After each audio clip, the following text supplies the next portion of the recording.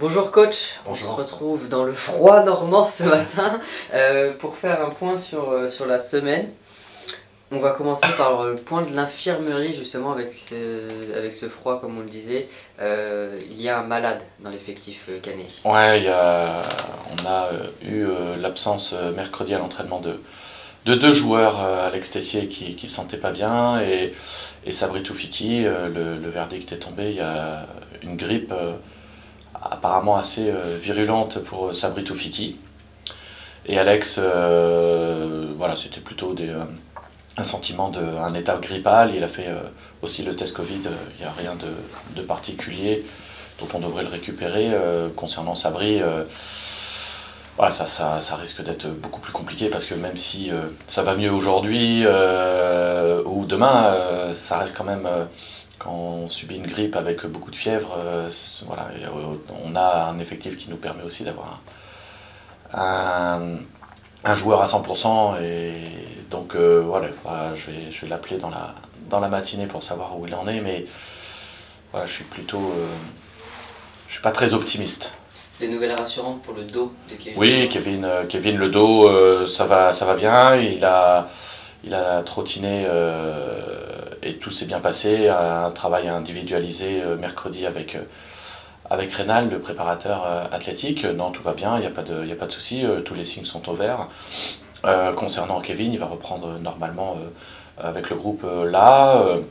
Et puis il y a juste aussi Emilien qui avait fait une écho mais qui devait faire il y a quelque temps et où on voit un trait de déchirure sur son tendon d'Achille, mais visiblement le doc est pas trop inquiet sur cette partie-là et que c'est plutôt des résidus d'une blessure ancienne que d'une blessure fraîchement arrivée. Donc voilà, j'ai été rassuré, mais malgré tout, c'est des petits signes comme ça qui peuvent expliquer aussi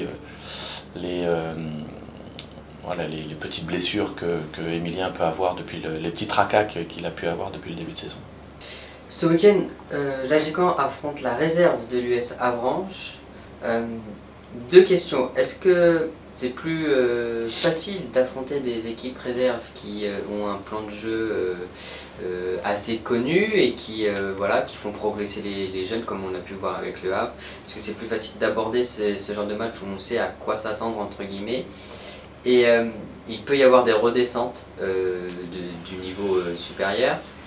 Est-ce que c'est des redescentes qu'on doit craindre ou au pire on peut s'en réjouir parce que c'est des joueurs qui n'ont pas forcément l'habitude d'évoluer avec les autres joueurs de l'équipe réserve? Sur la partie réserve, on a eu l'occasion de jouer QRM et Le Havre, et en effet c'était des équipes qui nous convenaient plutôt dans leur style de jeu et ainsi de suite. J'ai pas l'impression qu'Avranches soit dans la même chose, même si ça reste une réserve, mais ça reste une réserve d'un club de national. Il n'y a pas de centre de formation agréé, donc les profils des joueurs sont pas forcément identiques. Voilà. Donc est-ce que c'est un avantage? Je ne sais pas. Mais une chose est sûre, c'est qu'il y a beaucoup de turnover dans cette équipe. Je crois qu'ils ont utilisé jusqu'à présent 33 joueurs. Donc ça fait beaucoup. On n'est pas sûr d'avoir une équipe entre guillemets type comme on peut avoir avec d'autres clubs, notamment des clubs amateurs. Donc en effet, on peut penser que des clubs comme Le Havre ou QRM ont pour principe de former des joueurs professionnels et que forcément leur style de jeu amène à ce que ça soit plus léché, plus en possession, plus avec des joueurs dans ce registre-là. Avranches, je sais pas, mais j'ai plutôt l'impression que c'est plutôt des joueurs qui sont amenés à jouer en national, qui est un jeu complètement différent et ils sont pas dans une... Même s'ils forment bien sûr, mais je suis pas sûr que ça soit une vraie politique pour eux de former des joueurs style professionnel. Voilà. Et donc ils sont plutôt à former des joueurs pour jouer en national. Donc je suis pas sûr que ça soit les mêmes profils. Voilà. Mais ça reste des équipes qui ont quand même une volonté de jouer, qui ont une volonté de... C'est pas les objectifs principaux entre guillemets pour Avranches de terminer. Eux, ils ont besoin d'avoir une équipe réserve en National 3, de se maintenir, d'aguerrir les jeunes, de donner du temps de jeu aux joueurs qui ne jouent pas en National à un niveau intéressant. Donc oui, en effet, ils ont peut-être un peu moins de pression, j'oserais dire, que certains clubs amateurs qui sont vraiment dans l'objectif de se maintenir ou de jouer le haut du tableau. Et concernant les joueurs qui redescendent Alors ça, c'est pareil. Enfin, tout dépend de l'état d'esprit dans lequel ils sont. Il peut y avoir un peu de suffisance parfois. Ça peut arriver, on le voit dans tous les clubs où lorsqu'on fait redescendre, même nous, lorsqu'on fait redescendre certains joueurs, des fois, je dis bien, par moment, ça peut avoir un peu de suffisance parce que le niveau est inférieur. mais c'est un état d'esprit. Et puis c'est pas la même chose quand c'est un joueur de 28 ans qui a déjà 150 matchs en national, qui revient de blessure et qui joue avec la réserve, que lorsque c'est un jeune qui est dans l'effectif, qui était sur le banc et qui le lendemain rejoue avec la réserve. Donc tout dépend. Tout dépend. J'ai pas fait attention, en tout cas j'ai pas regardé encore si ils prenaient l'habitude de redescendre des joueurs. Voilà, je vais essayer de voir si c'est le cas, mais moi ça me pose pas trop de problème dans le sens où sur ce match-là, mais je pense qu'on en parlera ensuite, mais sur ce match-là, ça sera éventuellement, enfin surtout sur nous qu'il faudra axer notre motivation, notre concentration et notre attention. Alors avant de s'axer sur nous, il y a un joueur qui tire un peu son épingle du jeu côté Avranches en ce début de saison, c'est Paul Jarnot. Que pensez-vous de cet attaquant C'est un attaquant qui a marqué énormément de buts et qui a un pourcentage de buts marqués par rapport au nombre de buts au total de l'équipe qui est très impressionnant. Je crois que c'est lui qui a le meilleur ratio buts marqués par son équipe et buts marqués par lui-même. Voilà, je crois qu'il a un pourcentage de 75%, quasiment tous les buts sont marqués par lui. Alors, faut faire aussi, il y a aussi quelques pénaltys dans le lot, mais bon, les pénaltys, il faut les mettre. Et ça s'obtient. Voilà, non, c'est un très bon joueur. Maintenant, sur les 2 dernières compositions d'équipe, il n'y était pas là. J'ai pas vérifié encore si c'était pour monter avec la nationale ou si c'était parce qu'il était blessé. Donc voilà, je vais m'occuper aussi de voir exactement cette partie-là. Mais c'est un très bon joueur, de toute façon, il faudra s'en méfier. Parce que c'est un attaquant qui marque des buts, et quand quelqu'un marque des buts, forcément, il y a de la qualité, parce que ça reste la finalité du football, et que marquer des buts, quel que soit le niveau auquel on joue, c'est très très très difficile. On va se reconcentrer sur l'AG Caen et sur un poste qui pourrait poser un peu débat. On en a déjà parlé lors de l'interview de cette semaine et des interviews précédentes. C'est le poste d'ailier droit où on tâtonne un peu, nous dit Seken. Est-ce qu'on peut imaginer un Malcolm Perriand titulaire à droite, on sait qu'il est plus à l'aise à gauche, pour laisser la place à Younes Kedir à gauche, qui est son poste préférentiel, sachant qu'il fait des rentrées à droite, et comme on a pu le dire mercredi, il est un peu plus en difficulté, peut-être en manque de repères.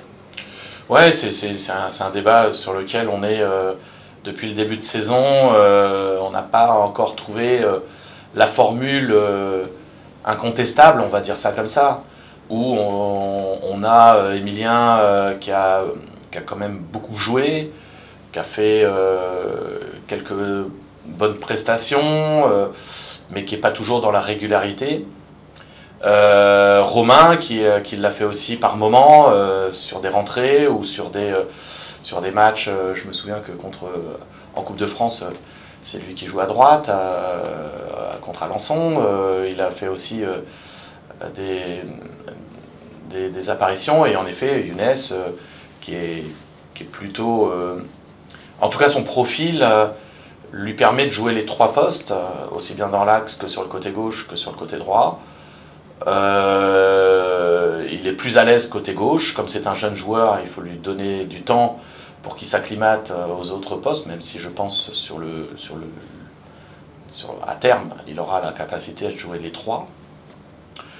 Le fait de le mettre à droite, on a vu que c'est pas toujours, il manque de temps en temps de repères, même si je pense qu'il en a les capacités, on l'a vu la semaine dernière contre Saint-Lô.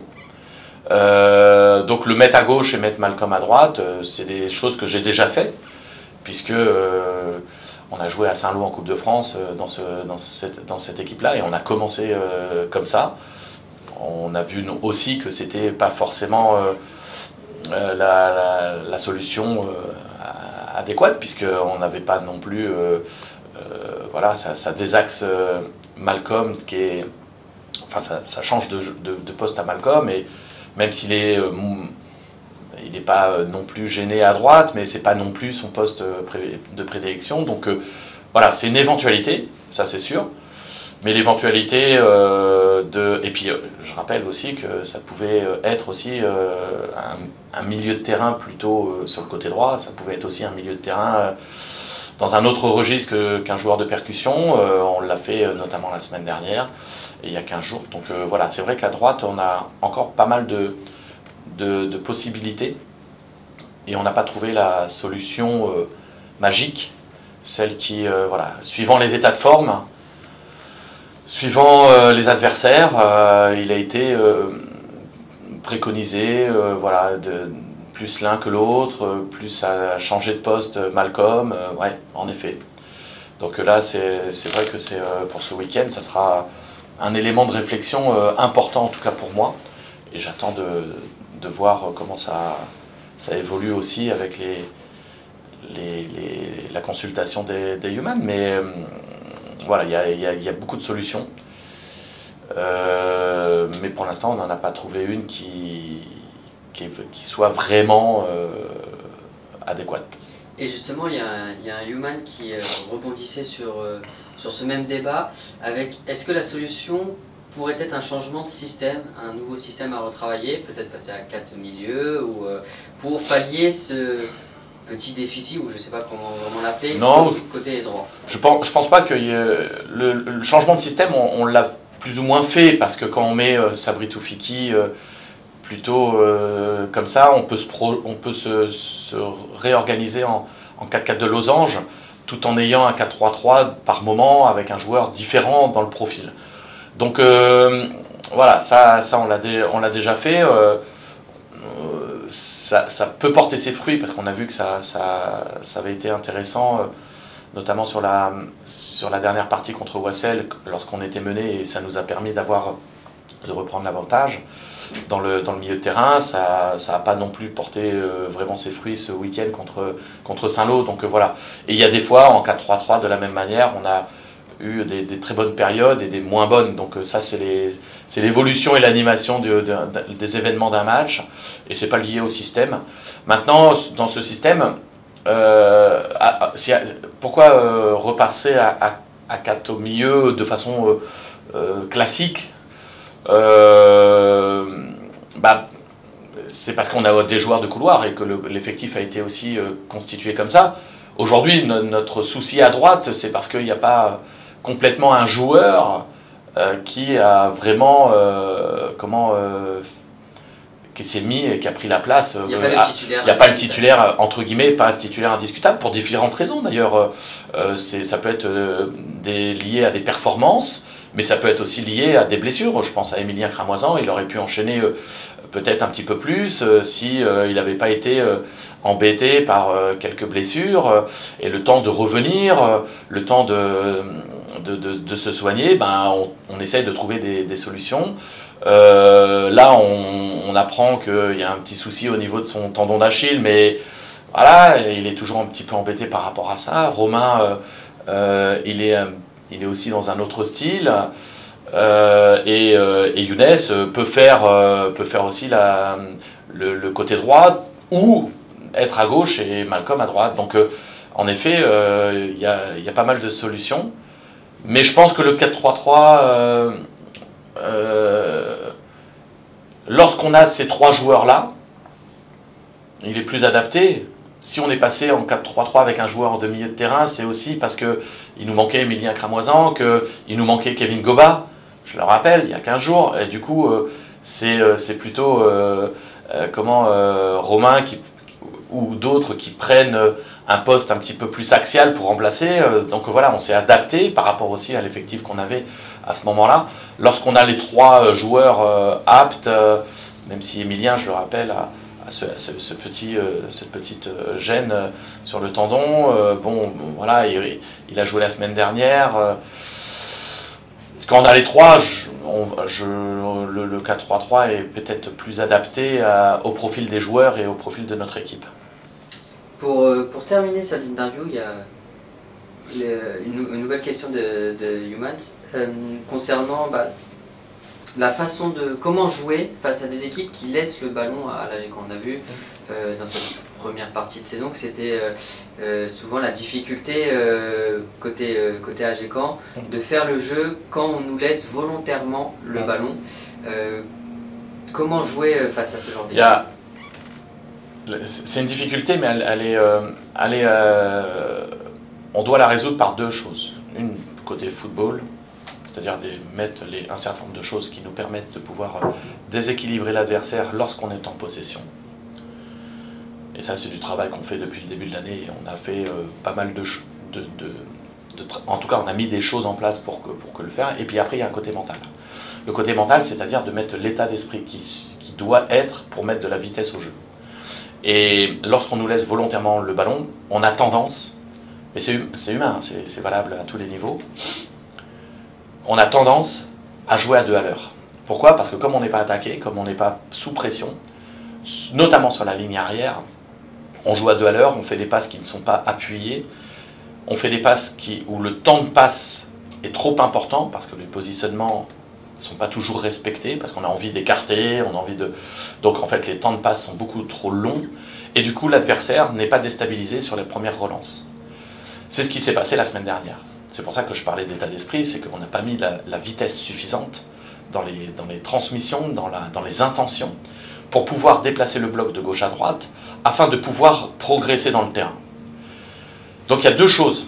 Il y a la partie footballistique, oui, en effet, et là on a mis des choses en place pour réduire les temps de passe, pour mettre de la vitesse au jeu, pour mettre un nombre minimum de passes, des positionnements qui nous permettent de pouvoir avancer et de jouer notamment dans les interlignes. Et ça, c'est un travail qu'on fait au quotidien, et les joueurs savent exactement ce qu'on a à faire, et notamment par le jeu de contournement, plutôt que de jouer dans le cœur du jeu. Voilà, pour éviter de prendre les transitions, puisque quand une équipe laisse volontairement le ballon, c'est pour pouvoir le récupérer et contrer, et de jouer les transitions. Donc il faut donner le moins de ballons faciles à l'adversaire pour qu'il évite de pouvoir profiter de ce déséquilibre momentanément de notre équipe. Donc il faut faire les transmissions de façon sûre, pour éviter de le perdre, vite, et dans les bonnes zones, afin de pouvoir déplacer le bloc, de pouvoir à un moment donné trouver une solution en déplaçant le bloc de gauche à droite, afin de trouver des solutions. Ça, c'est techniquement, tactiquement travaillé, et ils savent parfaitement ce que j'attends d'eux, notamment sur les positionnements, afin de pouvoir mettre de la vitesse au jeu. Nous, ce qui nous manque lorsqu'on est confronté à ça, c'est les intentions. C'est-à-dire qu'on sait comment faire, on sait quoi faire, sauf qu'on ne le met pas suffisamment vite, suffisamment rapidement, pour pouvoir déstabiliser l'adversaire. Donc à la sortie, on devient prévisible, on devient agacé parce qu'on ne trouve pas la solution, parce que ça ne va pas assez vite, et on devient en danger parce qu'on donne la possibilité à l'adversaire de nous contrer. Donc ça ne nous rassure pas, forcément. Donc l'objectif, c'est quand on est dans cette situation-là, je ne pense pas que ça sera le cas ce week-end, mais lorsqu'on est dans cette position-là, il faut remettre du rythme, il faut mettre de l'intensité dans les passes, il faut mettre des intentions individuelles et collectives, afin de pouvoir respecter le plan de jeu ou le projet de jeu, pardon, ou ce qu'on a mis en place à l'entraînement, afin de pouvoir le faire. Et on a vu que sur certains matchs, lorsque, même contre Quevilly, où on a réussi à avoir des temps de jeu importants, et je prends l'exemple du premier but, où on fait 12 ou 13 passes avant de pouvoir marquer, parce qu'on arrive à monter le ballon, à s'installer haut dans le terrain, par la vitesse du jeu et les intentions d'aller dans des zones où il y a moins de monde. Et ça permet notamment à l'adversaire d'être obligé de déplacer son bloc de gauche à droite, de reculer par moment, et on trouve facilement les solutions, sans prendre de risques. Mais ça devient, c'est une volonté collective. Et lorsqu'on fait défenseur central à un autre défenseur central, qui que ce soit, à 2 à l'heure, qu'on ne prenne pas l'information, est-ce que je peux jouer sur le côté, et que je fais simplement le crochet pour remettre à mon défenseur central, et qu'à un moment donné, quand j'ai fait 3 passes, centrale, centrale, centrale, centrale, que je joue long, bien entendu, on est en difficulté parce qu'on n'arrive pas à créer les choses. Par contre, si on arrive à réduire les distances entre nos défenseurs afin de pouvoir aller toucher côté, revenir central, casser peut-être une passe, de faire central latéral, mais le latéral pas qu'il est sur le côté, complètement écarté, mais qui est malgré tout proche, un peu à l'intérieur du terrain. On limite le temps de passe, et ce qui permet d'avoir une passe oblique sur notre excentré, qui que ce soit, à droite ou à gauche. Et l'excentré serait plutôt à droite, plutôt extérieur. Et on ferait une passe intérieure-extérieure. Ce qui permettrait de pouvoir avoir très rapidement la possibilité d'aller sur les côtés, pour ensuite jouer intérieur dans l'interligne sur des joueurs au milieu de terrain qui pourraient... Et ça nous permettrait de progresser, de ne pas prendre de risques, et de pouvoir éventuellement déstabiliser l'adversaire en cassant des lignes.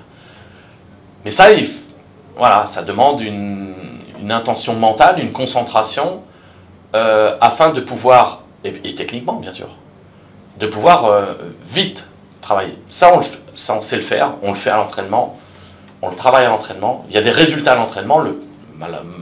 Par moment, en match, on a des difficultés à le faire. Voilà, la semaine dernière, le terrain n'était pas facile aussi pour ressortir les ballons comme ça. Nos latéraux étaient beaucoup trop larges pour pouvoir avoir des temps de passe réduits. Donc on s'est mis en difficulté dans notre jeu de possession, et c'est pour ça qu'on a donné trop de ballons à mon goût à l'adversaire pour qu'il nous contre. Donc voilà les 2 raisons pour lesquelles on est un peu plus en difficulté, ce qui est moins le cas lorsqu'on est en transition, ou en tout cas face au jeu, sous le ballon, à défendre sur le porteur, de récupérer des ballons parce qu'on a des joueurs qui courent et qui sont suffisamment aptes à récupérer les ballons par leur agressivité naturelle. On l'a vu au Havre. Et à ce moment-là, oui, on a l'avantage de pouvoir profiter soit très vite du déséquilibre adverse, ou soit mettre notre jeu en place, mais déjà dans une position haute, et on n'a pas tout ce travail à faire de progression dans le terrain.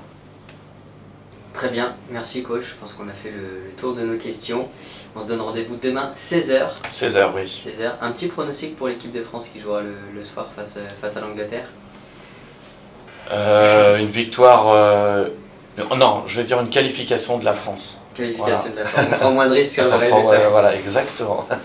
Très bien, merci et à demain. À demain.